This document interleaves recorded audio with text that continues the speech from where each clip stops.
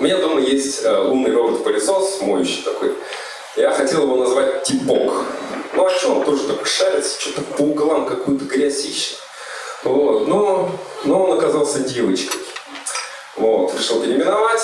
И понял я это не потому, что она ездит как поворотая, посшибала все углы, там, припарковаться с задницей нормальной зарядки не может. Нет.